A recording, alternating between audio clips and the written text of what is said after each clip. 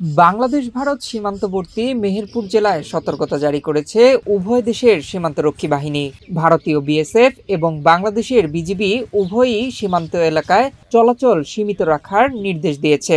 মেহেরপুর জেলায় প্রায় ৬০ কিলোমিটার দীর্ঘ এই সীমান্তের মুজিবনগর, গাংনী এবং মেহেরপুর সদর উপজেলার সীমান্ত এলাকায় টহল জোরদার করা হয়েছে। এর ফলে সীমান্তবাসীদের মধ্যে বিরাজ করছে এক ধরনের অজানা আতঙ্ক।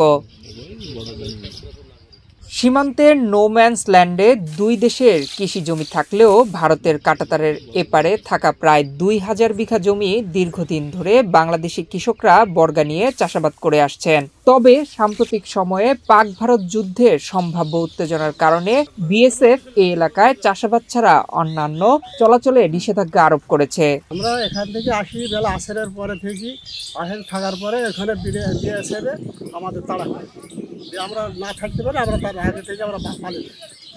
আমরা এখানে সুস্থ নাই, অসুস্থ ভাব থাকি। ফসল তোলাতে যায় নাকি, ফসল ওই যে কাটতে গেলে যে তাড়া দেয়, তাহলে অসুস্থ। ফসল তোলা যায় না, ফসল যেতে পারা যায় না, আমাদের তাড়াফেরা করে, অত্যাচার করে। এই তো চাওয়া কি আমরা স্বাধীন চাই, আমরা যাতে কাজ করতে পারি, যাতে এখানে আমরা থাকতে পারি, ভালোভাবে চলতে পারি, এইটাই আমরা চাই। বিডিআর সবসময় আমাদের দিকে রানিং থাকে, সবসময় টহল থাকে, এই জন্যে আমাদের তারপরে সতর্কতা দিয়ে দিয়েছে যে 0 পয়েন্টে যাওয়া নিষেধ।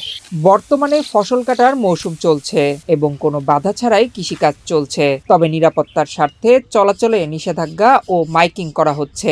ভারত পাকিস্তান যে যুদ্ধ চলতেছে তারই পরিপ্রেক্ষিতে আপনার দেখা যাচ্ছে বর্ডারে সতর্কমূলক অবস্থা বর্তমানে চলতেছে।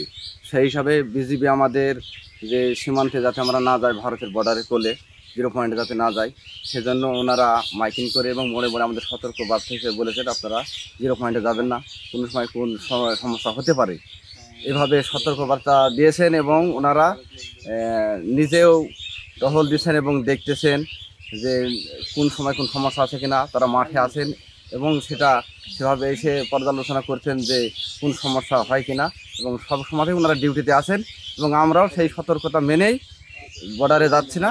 দেশে গণ্ডগোল যায় না, আপনারা বর্ডারের সমস্ত গায়ে বাঁধা হয় এবং ভারতের সঙ্গে বাংলাদেশে অনেক শত্রুতা চলছে, নিষেধ করেছে। তবে এ বিষয়ে বাংলাদেশ বর্ডার গার্ড বিজিবির পক্ষ থেকে কোনো বক্তব্য পাওয়া যায়নি।